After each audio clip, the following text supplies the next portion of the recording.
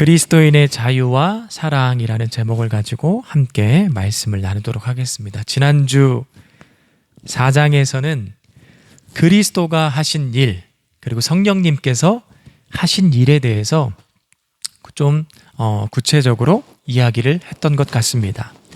그리스도께서 우리에게 하신 일이 무엇인가? 하늘의 유업을 주려고, 또한 유업을 얻을 자로서 우리를 하나님께서 선택하시고, 제일 첫 번째로는 하나님의 아들 되게 하셨어요. 하나님의 아들 되게 하심으로 인해서 우리가 영원한 나라를 꿈꿉니다. 꿈꾸는 것으로 모자라 삶 가운데 그 영원한 나라, 마치 우리가 하나님의 나라에 간 것처럼 생각하고 실천하고 말씀을 적용하기를, 말씀 따라 살기를 힘쓰기 시작한다라는 거예요. 그리고 3장 27절에도 나와 있듯이 그리스도께서 우리에게 그리스도의 옷을 입혀주신 거예요. 그러므로 인해서 우리에게 정체성이 새롭게 되기도 하고, 가까이 있으니, 그리스도의 옷이 나에게 가까이 있으니 자연스럽게 하나님의 임재를 연습하기 시작해요. 그리고 예수 그리스도 말씀을 통해, 또한 다른 누군가를 통해 예수 그리스도를 본받기 시작합니다. 전에는 죄인이었지만 그리스도의 옷, 의의 옷을 입혀주셔서 하나님께서 나를 또한 받아주시기 시작했습니다. 그리고 또 하나의 특권은 무엇이냐? 그리스도로 말미암아 우리가 이곳에 하나 되었다라는 거예요. 마치 사도 바울이 고린도 교회 가운데 누구의 이름으로 세례를 받았느냐? 라고 물어보지 않습니까? 예수 그리스도의 이름으로 우리가 세례를 받았어요. 여러분들이 각자 자라난 교회, 아니면 내가 몸을 담았던 그 교회에서 세례를 받았지만 목사님의 이름으로 세례를 받은 것이 아니라 우리는 예수 그리스도의 이름으로 세례를 받고 하나의 권석이 된 거예요. 그래서 지구상의 교회는요, 하나예요. 지구상의 교회는 여러 교단과 색깔로 나눠져 있지만 지구상의 교회의 머리 되신 분은 누구? 예수 그리스도. 그렇기 때문에 교회는 하나다라고 그렇게 우리가 이해할 수 있는 것이에요. 그렇게 하나됨의 축복을 누리기 시작합니다. 성령님으로서는 우리가 하나님 그리스도 성령님을 아빠, 아버지라고 부를 수 있는 거예요. 친밀감이 생깁니다. 성령으로 말미암아 하나님이, 그리스도가, 말씀이 내게 얼마나 소중한 것인지 그 마음을 깨닫기 시작하는 거예요. 오늘 5장은요, 그리스도인의 자유와 사랑을 이야기합니다. 할례 받는 것과 율법을 지키는 것으로 다시 돌아가지 말라. 그리스도께서 내게 주신 자유와 은혜를 지켜라 라고 이야기를 하는 거예요. 5절에 이렇게 고백을 하는데, 우리 한번 5절 함께 다 같이 읽어보도록 하겠습니다. 시작. 우리가 성령으로 믿음 따라 의의 소망을 기다리노니. 그리스도께서 우리에게 주신 그 자유를 통해 의의 소망, 성령을 따라 믿음 따라 의의 소망을 기다리라. 자유를 누리면서 하나님께서, 의의 소망은요, 제가 가지고 있는 성경책에 뭐라고 기록되냐면 바로 영생의 소망이라는 거예요. 이 영생의 소망을 하나님께서 우리에게 주신 자유와 시간 속에서 누리면서 이것을 지키고 바라보라.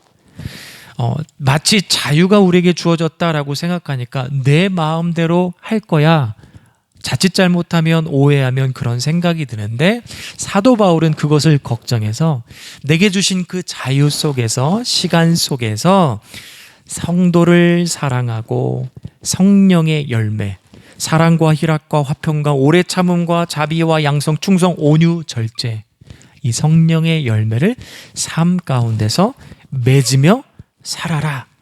그것이 바로 4장에서 말하고 있는 유업을 얻은 자의 삶과 동일한 것이다 라고 그렇게 우리에게 선포해 주고 있습니다. 그럼 우리가 먼저 생각해 볼 것은 그리스도인의 자유입니다.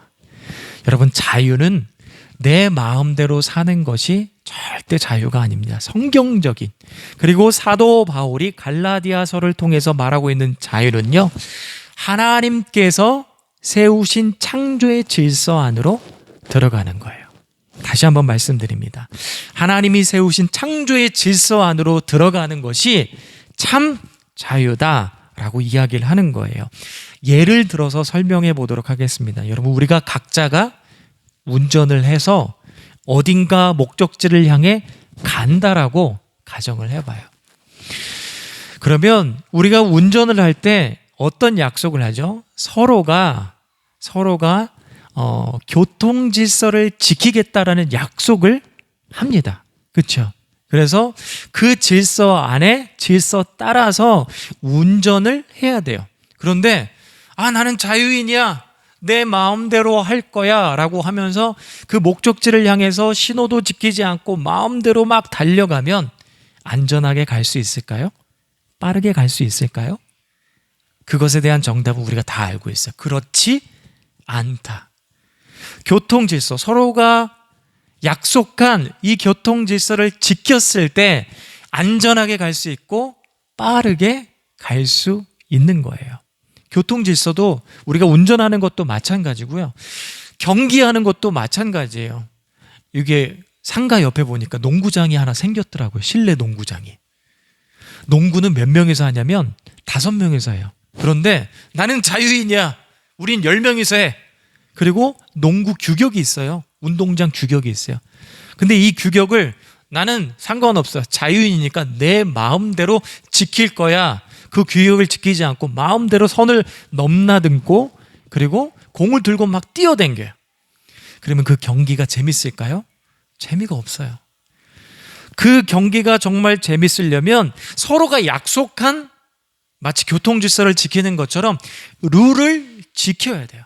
그래야지만 이 경기다운 경기하는 사람도 즐겁고 기쁘고, 그리고 익사이팅, 보는 사람도 흥미진진할 수 있는 거예요. 그런데 그 룰과 질서를 무너뜨리기 시작하면 어떡하죠? 내 마음대로 할 거야 하기 시작하면 어떻게 되냐면 재미없어지는 거예요. 그러니 우리 인생이 정말 인생다워지고 즐겁고 재밌으려면 내 마음대로 살아가는 것이 아니라 성경의 질서, 그리고 하나님께서 우리에게 허락하신 그 창조의 질서 안에 들어갈 때 경기다운 경기, 인생다운 인생을 우리가 살아갈 수 있는 것입니다. 그렇다면 왜 갈라디아 성도들과 지금의 많은 성도들이 그리스도가 허락한 자유를 받지 않고 할례와 율법으로 돌아가려고 하는 것? 도대체 왜 율법으로 다시 돌아가려고 하느냐?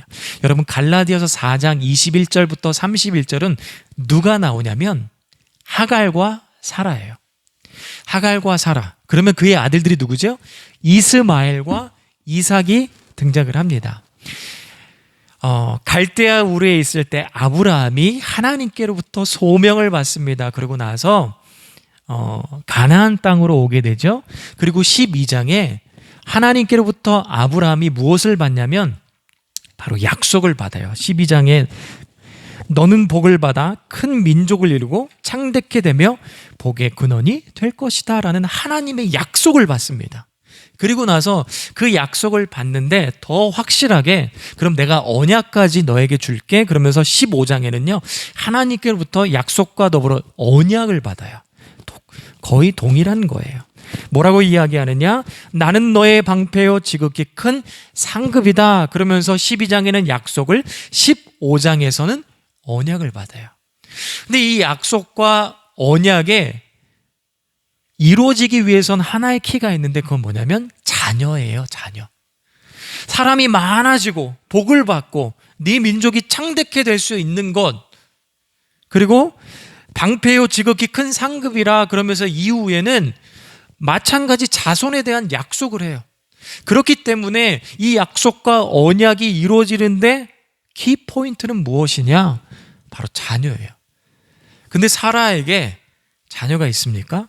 자녀가 없어요. 그래서 사라와 아브라함은 인간적인 방법을 통해, 그 당시에 문화였던 것 같아요. 인간적인 방법을 통해서 자녀를 얻는데 그의 여종 하갈을 통해서 자녀를 낳는데 이스마엘이잖아. 86세 때 이스마엘을 얻게 됩니다. 그렇죠? 근데 하나님께서는 그 이스마엘을 물론 축복하시고 사랑하시지만 언약의 자손으로서 선택하시나요? 선택하지 않아요. 누구를 선택하죠? 사라의 몸을 통해서 나온, 아브라함의 씨 사라의 몸을 통해서 나온 그 이삭을 하나님께서는 선택해 주셨어요. 그런데 그러면 사라의 몸을 통해서 자녀가 나와야 되는데 이미 출발할 때부터 나이가 많아요. 아브라함은 75세, 그리고 사라는 10살 차이가 나니까 65세. 그렇죠? 이미 노쇠했어요. 물론 우리 시대의 문화로 바라보면 안 되겠지만 이미 노쇠했어요. 그리고 18장에, 창세기 18장에 뭐라고 이야기하냐면 임신할 수 없다라고 그렇게 정확하게 표현하고 있어요. 그러니까 사라는 어떤 상태냐면 난임의 상태, 불임의 상태. 그래서 하나님의 초자연적인 은혜가 있어야지만이 임신을 하고 이삭을 낳을 수 있게 된 거예요. 이삭을 낳는 과정도 우리가 살펴보면요, 하나님의 은혜예요. 거기에는 사람의 공로가 없어요. 하나님의 은혜예요. 그리고 이것과 더불어서 같이 생각할 게 갈라디아서 1장, 2장, 3장, 4장에 보게 되면 거기에서도 사람의 공로를 찾아볼 수가 없어요. 1장에 보게 되면 사도 바울이 자신이 부름을 받은 사도가 된 경위에 대해서 나오는데 뭐라고 이야기합니까? 내가 사도된 것은 사람에게서 난 것이 아니라 예수 그리스도께서 나를 부르시고 너희에게 보내셨다. 악한 세대 가운데 말씀을 선포하기 위해서 보내셨다. 1장에서 이 이야기하는 거예요. 2장에서는요, 선교 사역 가운데 사도 바울에게 보여주신 것, 베드로에게 보여주신 것을 예루살렘 공회에서 선포하지 않습니까? 근데 어떤 걸 선포해요? 성령이 하신 일에 대해서 선포한단 말이에요.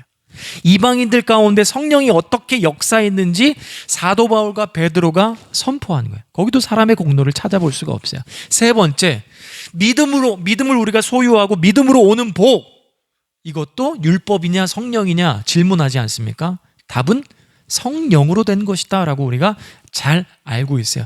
4장에서 우리가 유업을 얻을 자는 무엇으로 되냐? 그리스도로, 성령으로 되는 것이다. 그 어디에도 이삭이 아브라함의 자녀가 되고 또한 하나님의 선택받은 민족이 되는 것, 그리고 사도 바울이 사도가 된 것, 선교한 것, 그리고 우리가 유업을 얻은 것, 믿음을 소유한 것, 이 모든 것들을 종합해 봤을 때 사람의 공로는 어디에도 찾아볼 수 없다라는 거예요. 근데 여러분, 우리 안에 뭐가 있냐면 죄성이 있어요. 그래서 여러분 기억하시기 바랍니다. 어떤 걸 기억하냐면 우리 사람은요, 죄성이 있기 때문에 우리는 보여지는 것을 잡으려 하고 보여지는 것을 몸에 지니려고 하는 근성이 있어요. 그렇기 때문에 보여지는 것. 그렇기 때문에 율법이 할례가 너무나도 달콤한 거예요. 할례는 몸에 확실하게 보여지는 거잖아요. 율법은요, 사람들에게 확실하게 나타나는 거잖아요. 그렇기 때문에 우리가 이 할례와 율법으로 마치 갈라디아서 성도들이 돌아가는 것처럼 우리도 그렇게 돌아가려고 하는 근성이, 죄성이 우리 안에 늘 있다라는 것을 기억해야 돼요. 여러분, 그렇기 때문에 우리가 세례를 받을 때, 학습을 받을 때 율법을 받는 것처럼, 할례를 받는 것처럼 받아서는 절대 안 되는 거예요. 그리고 우리가 이곳에서 나와서 예배 생활하고 찬양하고 함께 공동체를 이루는데 율법을 지키듯이 이루는 것이 아니라 어떻게 해야 돼요? 하나님의, 나의 공로가 아니라 이 모든 것은 하나님의 은혜다. 내게 의지를 주시고 내게 마음을 주셔서 내가 이 자리에 나와서 하나님을 찬양하는구나, 그 은혜를 마음에 새기고 신비에 새겨야 되는 거예요. 가끔가다 제가 기도할 때 그런 기도를 해요. 하나님, 말씀을 전하는데 나의 모습은 십자가 뒤에 감추시고 오직 하나님의 영광만 드러나게 하여 주시옵소서. 사도 바울이 고린도 교회에 갔을 때 그 분쟁과 갈라짐 속에서 선포하는 것이 뭐예요? 예수 그리스도. 그리고 또 선포하는 것이 뭐예요? 십자가의 도만 내가 자랑할 것이 없다라고 이야기를 해요. 사도 바울은요, 수많은 교회를 세웠어요. 그리고 수많은 사람들에게 많은 가르침을 주었어요. 로마 시민권자예요. 자랑할 것이 어떻게 보면 많은 사람이에요. 그런데 그 많은 것들을 다 내려놓고 뭐만 자랑하더라는 거예요? 십자가의 도만. 여러분, 우리가 신앙생활 할 때 그렇게 해야 되는 거예요. 하나님께서 주신 그 은혜를 마치 할례와 율법을 지키듯이 하는 것이 아니라, 하나님 감사합니다, 그런 감사한 마음을 갖고 우리가 하나님 앞에 나아가야 될 줄 믿습니다. 그리고 우리가 또 하나 생각해 볼 것은 뭐냐면, 여러분, 율법을 지키는 것은요, 우리가 지키는 것이에요. 만약에 율법을 지킨다라고 하면 우리가 지키는 거예요. 우리의 의지로 지키는 것이에요. 여러분, 우리의 의지가 다 달라서 어떤 사람은요, 정말 대단하고 훌륭할 수도 있어요. 그런데요, 그 대단하고 훌륭한 의지, 그 모습이요, 그 안에도요, 찾아보면은요, 불완전한 요소가 있어요. 근데 하나님께서 만들어 놓은 5절에 고백하고 있는, 우리가 성령으로 믿음 따라 의의 소망을 기다리노니, 의의 소망은요, 누가 만들면 하나님이 만들어 놓으신 거예요. 그리스도가 만들어 놓으신 거예요. 여기에는 불완전한 요소가 전혀 없어요. 우리가 찬양하듯이 완전하신 하나님께서 만들어 놓으신 게 의의 소망, 영생의 소망이라는 거예요. 그러면 율법을 지키는 것을 선택을 하겠습니까? 아니면 의의 소망, 만들어지는 것을, 하나님께서 우리에게 준비하신 선물을 선택하시겠습니까? 율법을 선택하기보다는 하나님께서 만들어 놓은 의의 소망을 우리가 선포해야 돼요. 마치 이 찬양처럼 자격 없는 내 힘을 의지하는 것이 아니라 십자가의 능력을 의지하여 우리가 주 앞에 나아갑니다. 이런 마음으로 우리가 의의 소망을 붙들길 원합니다. 여러분, 우리가 그리스도께서 우리가 넘어지지 않고 이 자유를 정말 잘 누리려면, 우리가 각자 서 있는 그 자리에서 하나님께서 그럼 그리스도의 자유를 통해서 우리에게 주는 유익이 무엇인가, 우리를 묵상하고 또 묵상해야 돼요. 여러분, 그리스도께서 우리에게 주시는 그 자유로부터 오는 그 유익, 첫 번째로는 사탄으로부터의 자유입니다. 히브리서 2장에 이렇게 고백합니다. 그도 또한 같은 모양으로 혈과 육을 함께 지니심은 죽음을 통하여 죽음의 세력을 잡은 자, 곧 마귀를 멸하시며 또 죽기를 무서워함으로 한평생 매어 종로로 다는 모든 자들을 놓아주려 하심이라. 누가? 그가, 예수 그리스도가 우리를 그 마귀로부터 종로로 타고 있는 우리를 놓아주시기 위해서, 출애굽기에 보게 되면 이스라엘 백성들이 애굽에 노예 생활을 하고 있었어요. 자신의 머리로, 자신들의 지략으로, 자신들의 어떤 그 군사력으로 애굽으로부터 출애굽하지 않았어요. 누구로부터? 누구의 능력을 받아서? 그리스도의 능력을 통해, 하나님의 능력을 통해서 그 애굽 강대국으로부터 출애굽할 수 있었어요. 나올 수가 있었어요. 구원받을 수가 있었어요. 그런 것처럼 우리가 사단에게 아무리 대항하고 대적한다 하더라도 우리는 능력이 없어요. 예수 그리스도를 통해서 마치 출애굽하는 것처럼 우리 또한 사단으로부터 자유함을 얻은 것이다. 이것을 우리가 묵상하고 또 묵상해야 되는 거예요. 그리고 또 두 번째로는요, 죄로부터 자유함을 얻었다라는 거예요. 로마서 8장 1절에 보면, 그러므로 이제 그리스도 예수 안에 있는 자에게는 결코 정죄함이 없나니, 4장에서도 표현하고 있지 않습니까? 3장에서도 표현하고 있지 않아요? 우리는 그리스도의 옷을 입었다. 그리스도의 옷을 입었기 때문에 하나님께서 우리를 받아주시기 시작합니다. 그래서 그 어떠한 것도 우리를 정죄할 수 없어요. 그리스도의 옷을 입었기 때문에. 심지어 세리도, 가늠한 여인도, 왕따도, 루저도 그리스도의 옷을 입게 되면 하나님이 우리를 받아주시고 죄책이나 정죄의 늪에 빠지지 않게 되는 것입니다. 또한 여러분, 아우구스티누스가 죄에 대해서 이렇게 고백을 합니다. 첫 번째로는 율법을 알기 전에는 죄에 맞서 싸우지 않는다. 두 번째, 율법 아래에 있을 때에는 죄에 맞서 싸우나 죄를 물리치지 못한다. 세 번째, 은혜 아래에 있을 때, 이제 그리스도의 옷을 입었을 때 죄에 맞서 싸울 뿐 아니라 죄를 물리치고 승리한다. 네 번째, 천국에서는 죄와 싸우는 일이 더는 없고 오직 승리의 기쁨만을 누린다. 여러분, 죄로부터 이런 자유를 우리가 얻은 것이에요.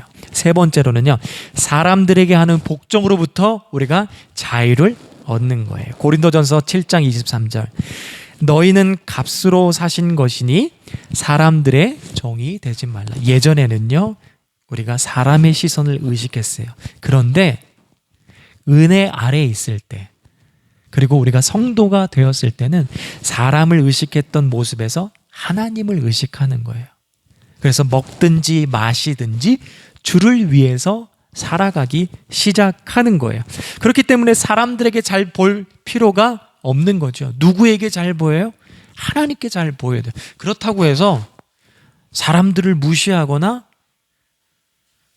괄시하거나 그래서는 또 안 되는 거예요.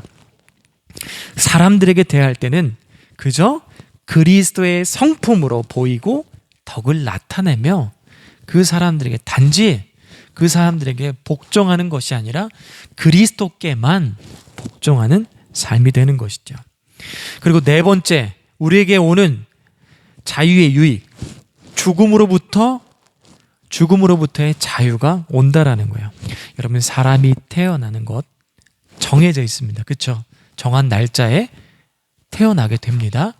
근데 죽는 거는 순서가 없어요. 단지 우리가 바라기는 순서에 따라서 죽기를 바라는 거죠. 모두 다 죽을 수밖에 없어요. 하나님께서 정하신 그 때에 우리는 결국에는 시간 속으로 사라지게 될 거예요. 근데 그 시간은 끝이냐? 아니에요.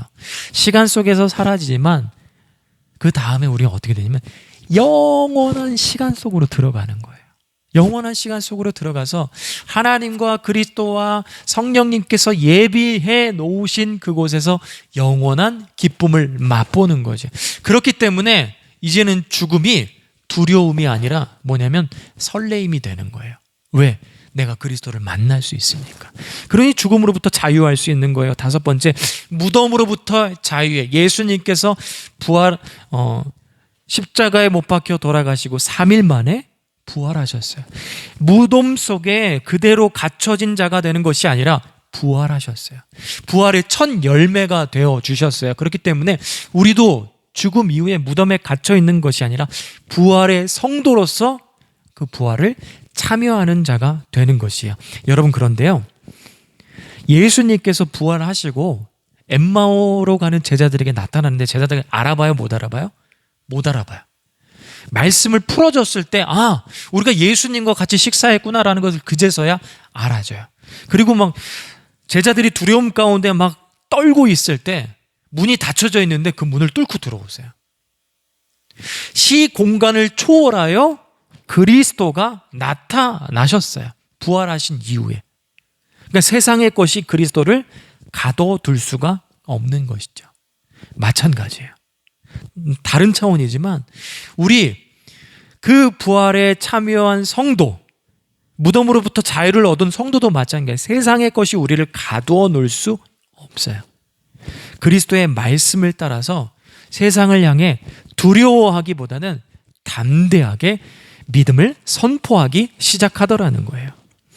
여러분, 우리가 이와 같은 자유가 우리 안에 주어졌다. 그렇기 때문에 우리에게 주어진 이 자유와 시간 속에서 이 자유를 지키고 묵상할 때 우리에게 또 하나의 유익이 옵니다. 어떤 유익이 오냐면 사도 바울은 자유가 너희들에게 주어졌다, 시간이 너희들에게 주어졌다 라고 하니까 어떻게 보면 그 시간 속에서 허비하는 인생을 살까봐 그래도 그 자유 안에서 우리가 사랑의 열매를 맺고 성령의 열매를 맺어야 된다라고 그렇게 강력하게 선포하고 있어요. 여러분, 우리에게 주어진 시간 속에서 우리의 삶을 되돌아봤을 때 마찬가지 사랑의 열매 그리고 성령의 열매가 우리 삶 가운데 나타나야 돼요. 그럼 사랑의 열매를 우리가 어떻게 실천할 수 있는가? 여러분, 제가 대학원 다닐 때 학기 초에 항상 영성 수련회를 해요. 이 영성 수련회를 하는데 강사로 누가 오셨냐면 김성봉 교수님이 오셨어요. 김성봉 교수님이 오셔서 너무나도 좋은 말씀을 하시는데 그 중에 하나, 어떤 이야기를 했냐면 여러분들이 각자가 서로를 바라볼 때 미안한 마음을 가지십시오라고 이야기를 하는 거예요. 서로를 바라볼 때 미안한 마음. 내가 인사를 잘하기 때문에 미안하고, 인사를 못하기 때문에 미안하고, 과제를 하는데 열심히 참여해서 미안하고, 열심히 참여하지 않아서 미안한 마음을 가지라는 거예요. 결론은 모든 일에 미안한 마음을 가지라는 거예요. 근데 대학원을 다닐 때, 그리고 그 이야기를 들었을 때는 도대체 이 말이 뭐야? 무슨 말이야? 생각이 들었어요. 아직 깨달아지지가 않는 거예요. 근데 인생을 살면서 이 미안한 마음은 사랑으로 갈 수 있는 원동력이자 계기가 되는구나 라는 것을 깨달았어요. 예를 들면 여러분, 부모가 사랑하는 자녀에게 미안한 마음이 들면 어떨까요? 자녀는요, 부모에게 미안한 마음이 들면 어떡할까요? 그리고 내가 사랑하는 친구들에게 미안한 마음이 들면 어떡할까요? 그리고 함께 신앙생활하는 우리들에게 미안한 마음이 들면 어떨까요? 결론은 그런 것 같아요. 있을 때 잘하게 되는 것 같아요. 그렇지 않습니까?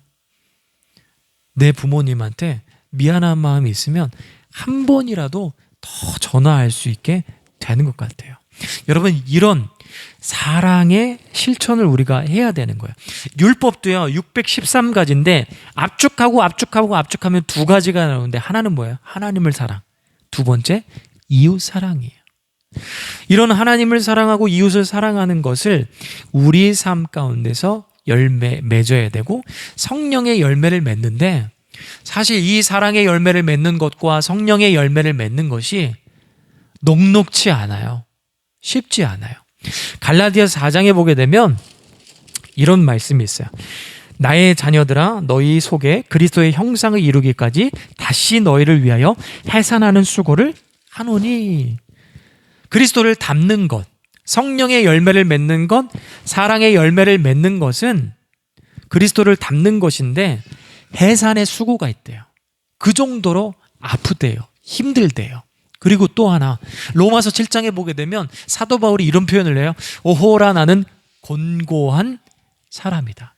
그래서 내 안에는 두 마음이 있는데, 하나는 사망의 법, 사망의 법이 나를 다스린다라는 거예요. 그리고 또 하나는 성령의 법, 생명의 법이 나를 다스리고, 이것은 하나가 되는 것이 아니라 내 마음속에서 늘 충돌을 일으킨다라고 이야기를 해요. 그러면 성령의 법이, 생명의 법이 승리하기 위해선 어떻게 해야 되냐? 여러분, 다음과 같은 글을 통해서 우리가 지혜를 얻길 원합니다. 한 늙은 인디언 추장이 자기 손자에게 자신의 내면에 일어나고 있는 큰 싸움에 관하여 이야기를 하고 있었습니다. 그 추장이 아이들에게 이야기하는 거예요. 얘야, 우리 모두 마음속에는 큰 싸움이 일어나고 있단다. 두 늑대 간의 싸움이란다. 한 마리는 악한 늑대로서 그놈이 가진 것은 화, 질투, 슬픔, 후회, 탐욕, 거만, 자기 동정, 죄의식, 회환, 열등감, 거짓, 자만심, 우월감, 그리고 이기심이란다. 다른 한 마리는 좋은 늑대인데 그가 가진 것들은 기쁨, 평안, 사랑, 소망, 인내심, 평온함, 겸손, 친절, 동정심, 아량, 진실, 그리고 믿음이란다. 손자가 추장 할아버지에게 물었습니다. 할아버지, 어떤 늑대가 이기나요? 추장은 간단하게 대답했죠. 내가 먹이를 주는 놈이 이기지. 여러분, 내가라고 하기보다는 성령의 은혜로 우리 마음 가운데 착한 마음, 그리고 성령의 법이 승리할 수 있도록 그리스도의 성령의 통치를 받아 그 착한 마음이 승리하는 저와 여러분이 되길 간절히 축복합니다. 그리스도께서 우리에게 주신 자유가 있어요. 그 자유를 내 거야 라고 생각하고 허비하고 그냥 보내버리는 것이 아니라 그 자유 속에서 더 그리스도를 알아가는 동시에 자연스럽게 사랑의 열매, 성령의 열매, 사랑과 희락과 화평과 오래 참음과 자비와 양선과 충성과 온유 절제를 나타내는 저와 여러분이 되길 간절히 축복합니다. 말씀을 마치도록 하겠습니다. 함께 이 시간 묵상하며